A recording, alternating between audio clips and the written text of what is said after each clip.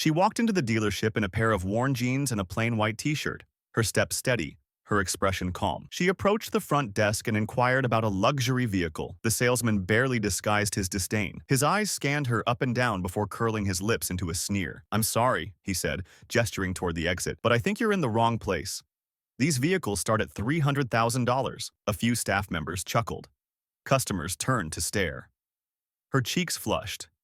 Not with shame, but with quiet disbelief. Without a word, she turned and walked out. The next morning, a gleaming Rolls Royce Phantom purred to a stop in front of the same dealership. Its midnight blue finish shimmered beneath the rising sun. When the rear door opened, the salesman who dismissed her the day before stared, jaw unhinged. He never saw it coming. Boston Luxury Motors wasn't just any dealership.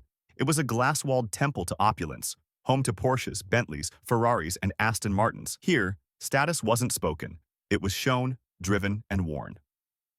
Margaret Collins, Maggie to friends, stepped through the entrance again. Her brown ponytail swayed with every step, and her simple t-shirt and jeans looked no different than the day before. But this time, she wasn't browsing. She had a purpose. At 35, Maggie exuded quiet confidence, the kind that can't be faked. What no one saw from her modest appearance was that she was the founder of the Collins Foundation, a nonprofit supporting children with disabilities. Her work had impacted thousands, built from the ground up with her own sweat, sacrifice, and relentless belief. This morning, she came to buy her sister Caroline a birthday gift, a luxury car. Caroline had survived breast cancer the year before. Maggie wanted to celebrate her strength with something extraordinary. She spotted the one, a midnight blue Azure coupe, perched like a crown jewel on a rotating platform. Price tag, $285,000. As she approached, a young salesman named Daniel offered a polite smile. "Good morning," he said. "Welcome to Boston Luxury Motors. I'm Daniel. Is there a particular vehicle you're interested in?" Before Maggie could reply, another figure cut in. "I'll take it from here, Daniel," said Blake Thompson, the sales manager. Blake turned to Maggie with a professional smile that didn't reach his eyes. "Looking for directions, ma'am?" Maggie returned his smile politely. "Actually, I'm interested in the Azure." Blake's expression tightened. He'd seen this before. Window shoppers, dressed modestly, wasting his time. "That model's by appointment only," he lied. "We typically reserve it for serious clients." He glanced pointedly at her sneakers. "I'd be happy to learn more about it," Maggie replied evenly. "Is it possible to view the interior?" Blake didn't bother hiding his irritation. "Our pre-owned section is 3 blocks east. You might have better luck there." Just then, a couple in designer clothes walked in. Blake's entire demeanor shifted. "Mr. and Mrs. Harrington," he beamed, striding toward them. "What a pleasure." Maggie stepped back as Daniel hesitantly returned to her side. "Would you still like to hear about the Azure?" he asked softly. "I would, thank you," Maggie replied. As Daniel began to explain the features, Maggie watched Blake lead the Harringtons straight to the Azure, the same car he claimed was appointment only. She approached again. "Excuse me," she said. "I'm still interested in this model." Blake barely looked at her. "As I said, this vehicle is being shown to real clients. Perhaps another time." "It's for my sister's birthday," Maggie said calmly. "Next month." Blake stepped closer, voice low and patronizing. "This isn't a place for daydreams. That vehicle costs more than most homes. You're wasting my time." People began to watch. "I'm prepared to pay in full. Today," Maggie said. Blake laughed, a short, cruel bark. "A cash purchase? Ma'am, this isn't a garage sale. People who can afford these vehicles don't dress like that."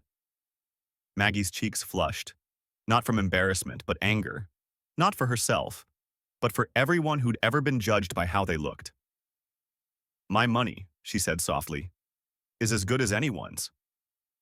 "You're embarrassing yourself," Blake snapped. "Come back dressed appropriately, or don't come back at all." The room fell silent. Then a new voice broke through. "Is there a problem here?" Richard Mason, the dealership's owner, stepped forward. Blake straightened, suddenly composed. "No problem, sir. Just clarifying our policies for this visitor." Mason glanced at Maggie's clothing, then the growing audience. Miss Collins, Margaret Collins. Mason's tone cooled. Miss Collins, we pride ourselves on maintaining an exclusive environment. I'm sure you understand. Oh, I do, Maggie said. Your managers made that very clear. Blake chimed in again. Look, if you really want this car, Blake chimed in again. Look, if you really want this car, bring proof of funds next time. And maybe consider dressing for the part. These cars, he swept his arm dramatically, are for a certain class of people. Someone nearby snickered. Maggie nodded once. I see. With dignity intact and her head held high, she turned and walked out. Outside, Maggie pulled out her phone. The sting of humiliation remained, but her resolve was stronger. She dialed home.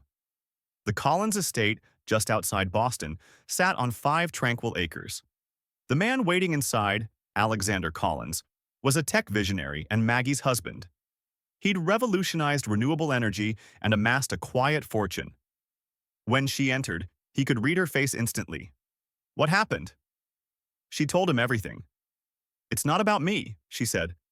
I have the luxury of walking away, but others don't.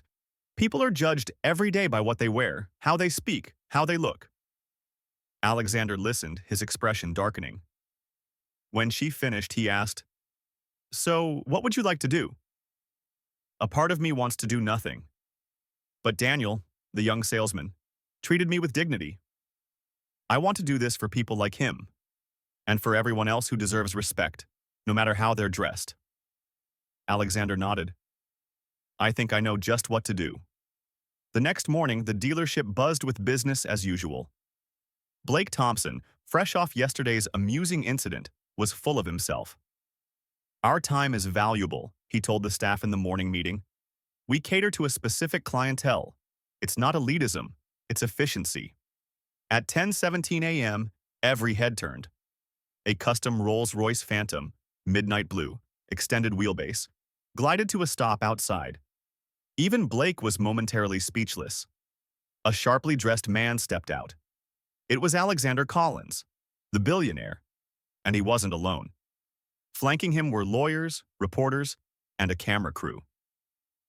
Good morning, Alexander said, addressing the room. I'm here to make a purchase.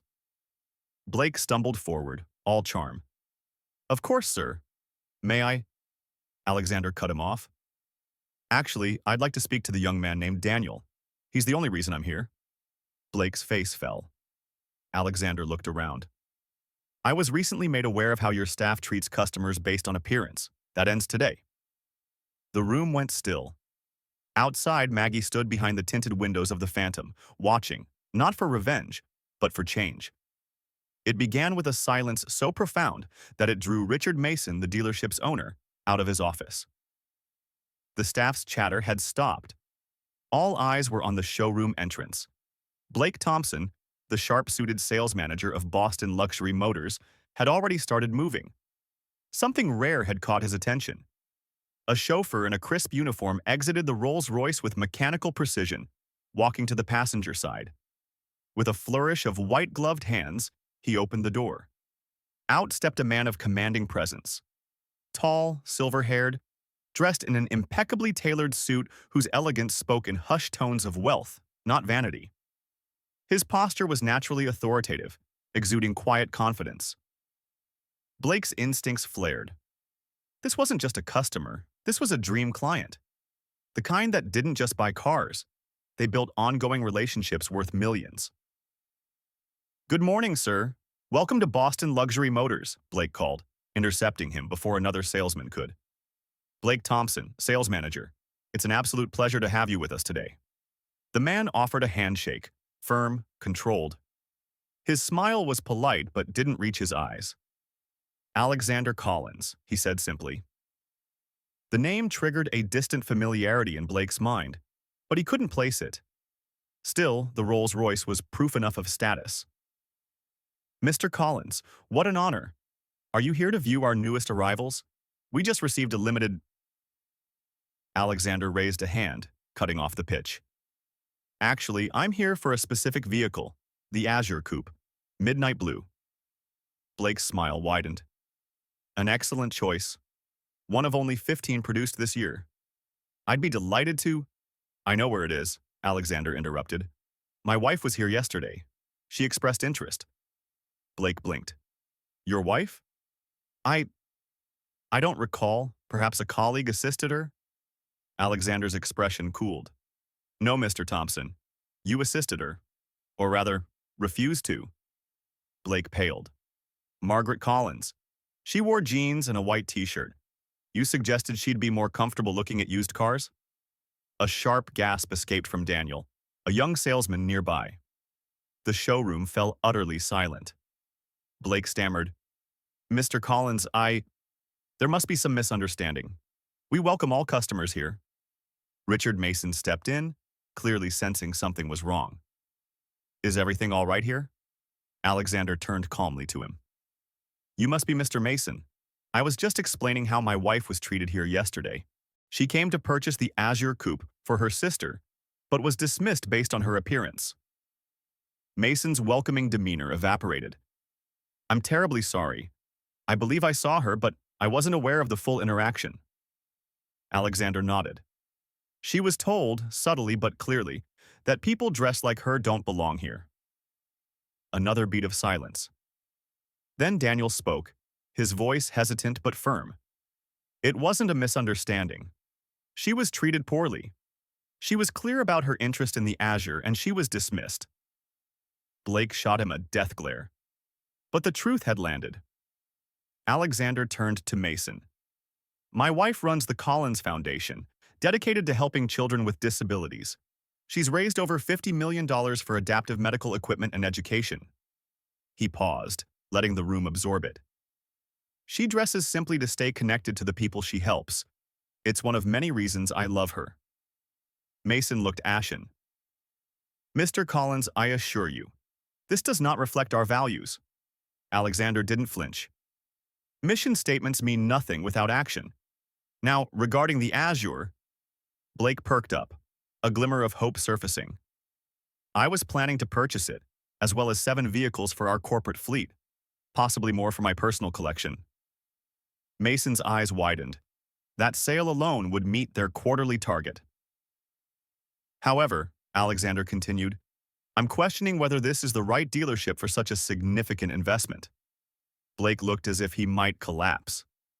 Mr. Collins, please, Alexander cut him off.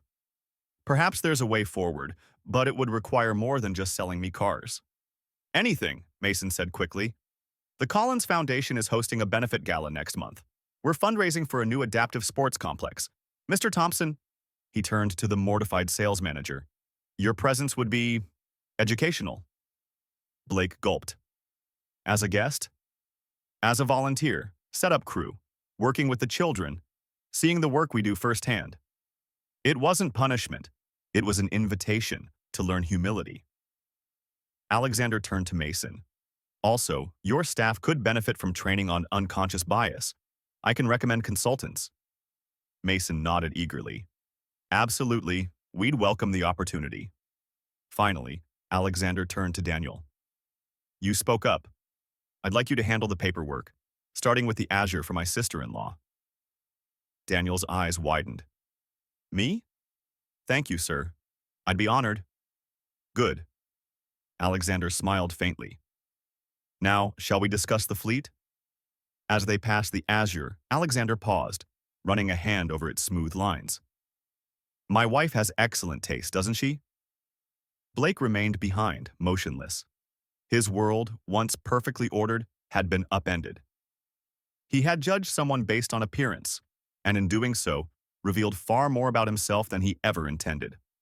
1 month later, the Collins Foundation Gala turned the Grand Boston Hotel into a celebration of hope. Families of children with disabilities mingled with donors and supporters. Near the entrance, a man in a volunteer's uniform greeted guests. Blake Thompson, no longer in a tailored suit, helped a young boy in a wheelchair adjust his name tag. What began as obligation had shifted into something deeper. Across the room, Maggie Collins, elegant in a simple blue dress, approached him. How are you finding the experience, Blake? He paused, reflecting. Humbling. And necessary. She smiled. Thomas seems to like you. He told me you're learning adaptive basketball, Blake chuckled. Apparently my form is terrible. Her laugh was warm. He's an honest coach. Then Blake grew serious. Mrs. Collins, I know I've apologized formally, but I need to say it directly. I'm truly sorry. You're right, she said gently. There's no excuse. The real question is, what have you learned? Blake met her gaze. That worth isn't measured by clothing, status, or wealth. That respect should be the default, not the reward. Maggie nodded. Good lessons. Expensive ones. Blake winced slightly, remembering the lost sale. Worth every penny, he said sincerely. Alexander joined them, resting a hand on his wife's shoulder. Maggie explained, Blake was just sharing what he's learned. Alexander nodded. I hear you've been mentoring Daniel and continuing to volunteer. That's good. He added with a smile. That corporate fleet? We're still in the market. Perhaps you could handle that transaction. Blake was stunned, then grateful. I would be honored, Mr. Collins. Later, Blake watched as the couple moved through the room, not showing off their status, but genuinely connecting. Once, he might have dismissed Maggie Collins because of her jeans and t-shirt. Now, he knew better. As he helped Thomas back into his wheelchair, the boy grinned. You're pretty cool for a grown-up, Mr. Blake. Blake smiled. Coming from you, Thomas, that's the best compliment I've had in a long time. Final reflection. We all make snap judgments. But Blake Thompson learned that true worth isn't visible. It's earned through character, empathy, and respect. If this story moved you, subscribe and share your thoughts below. Have you ever misjudged or been misjudged?